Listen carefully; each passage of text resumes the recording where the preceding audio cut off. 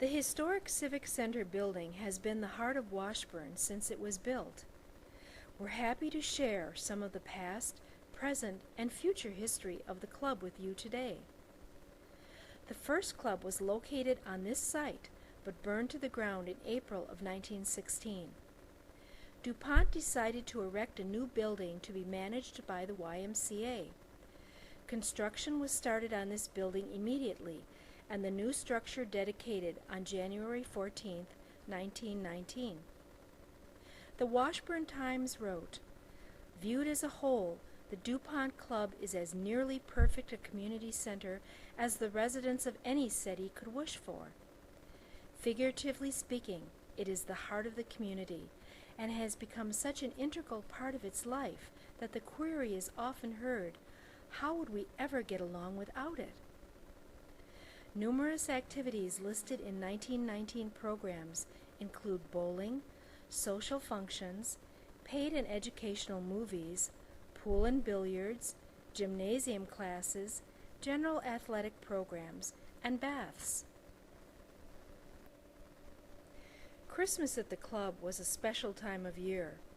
Washburn resident Isabel Moe, 96 years young, talks about her childhood memories. Well, I've got a lot of memories about the club. We used to go as a child at Christmas time and go and wait for Santa Claus to come through that ceiling, And it was only my brother and I and sister at the time. And my mother would take us down there. Everybody was there. DuPont put this on, you see. And there would be a program for the children. And then all of a sudden, Santa Claus would come through that hole on a rope and come down, and my heart used to just pound because I thought, oh my God, there's Santa Claus.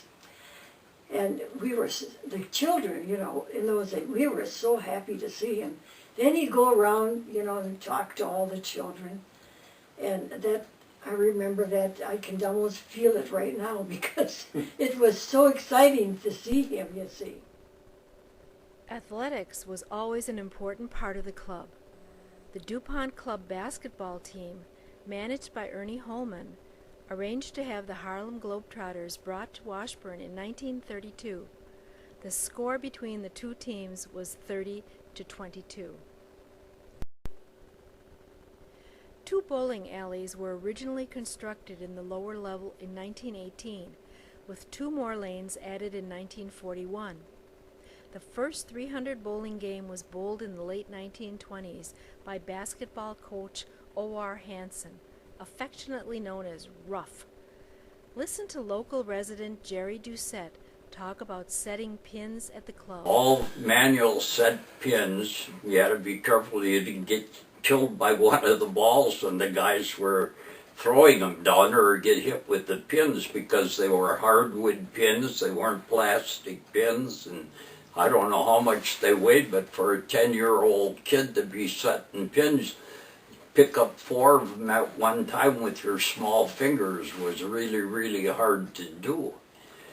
But and they were all yelling, hurry up, because you had to set the machine down on certain spots so the pins would hit them or they'd be off center. And it was quite an art that you learned early in life. But I think just about every boy in Washburn set pins there at some time.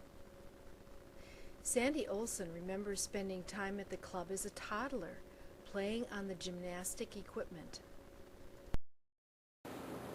My love affair with the DuPont Club started in the 50s when my grandpa Joe Cotty was the custodian of the club. And he would take me along, tag along with him when he went to clean, usually in the evenings. And so I had the run of the whole place. He had the keys, and I thought it was really something because I could go everywhere and into every part.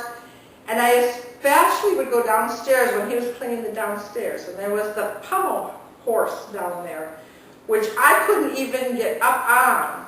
But he and I became very good friends because I played with him all the time and thought that was just a great, great thing to do. The Civic Center building took on new importance after Walker High School burned to the ground on February 6, 1947. Barb Jonas, who was a senior in high school at the time, talks about that fateful day. So I sang at that funeral, and I was walking back up to the school, and after singing, and I was walking with a fellow by the name of Lloyd Swanson, big tall man. He said, "Oh, I suppose you hate to go back to school, eh, Barb?" "Yes, I do. I wish it would burn down." True story. Got there, it was burning down. Oh, sad. Everybody was crying, and we lost all the books and everything in the school. Everything was lost, and so it was quite a sad day, of course. Mm-hmm. So then we had to go to the club to graduate. DuPont donated the building to the city of Washburn in 1961, and it continued to serve as the recreational and social hub of the city. Many a romance bloomed at the Civic Center. Listen to Dick and Sandy Olson and Dick and Sandy Johnson talk about young love at the club. Another one of my favorite DuPont Club stories is that's how Dick and I started dating. And we can tell the story now after 52 years. Do you want to say anything?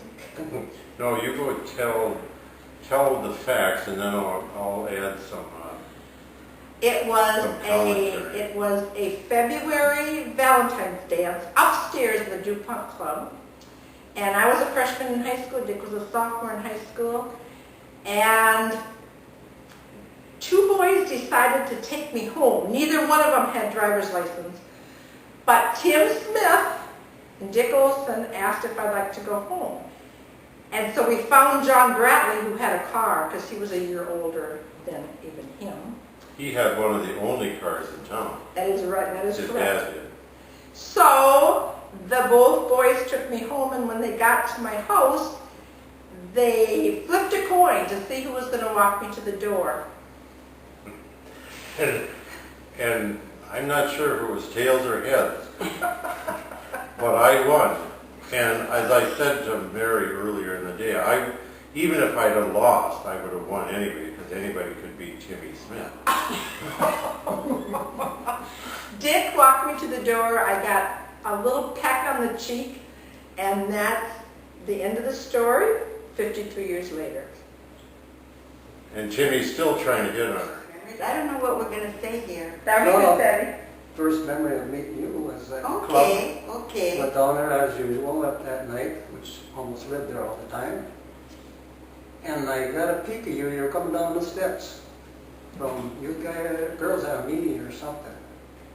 And I thought I got to get a closer look at this. So they went outside. I guess they were leaving, and I thought, watch them walk away. So I went, opened the door, and she was standing right there. And I don't remember thinking. I just reached around, grabbed her, picked her up, and I remember she just looked back at me. I don't remember putting her back down. I don't remember saying anything. I don't think he ever put me back down. That was 7th grade. That was 7th grade. Love at first sight. Years of deferred maintenance started to take a toll on the building. The brownstone front porch was removed in 1979. Water damage underneath the bowling alleys became severe. A leaky roof damaged interior plaster, and the exterior siding deteriorated. Facing mounting costs to maintain the building, the city voted to demolish the building in 2009. Saving the building became the focus of many local citizens, and 800 signatures were gathered on a petition to save the building. In the fall of 2010, Mary and Jim Nowakowski purchased the building from the city to prevent the loss of this historic building that anchors the downtown business district. The city provided $200,000 in tax incremental financing to make much-needed interior and exterior repairs. The bowling alleys and the water-soaked wood in the basement were removed. portions of the 1941 addition were demolished to make way for a new handicap-accessible west entrance. New exterior insulation, siding, and painting completed this portion of the renovation in 2011. In the meantime, the couple established the historic Civic Center Foundation so that the building could be returned to community use. They donated the building to the foundation, mortgage-free, for the purpose of supporting community involvement, business, and tourism that benefits Washburn. The board of directors worked to raise enough donations to fund interior renovations and electrical upgrades to the fireplace room, front office and hallway, exterior concrete work and railings, so that the building could be open to the public once again at homecoming. Future renovations will include exposing the timber frame beams in the former gym, the addition of elevators, building system upgrades, and additional interior remodeling on all floors of the building. We must emphasize that the purpose of the Historic Civic Center Foundation is not the renovation of a building.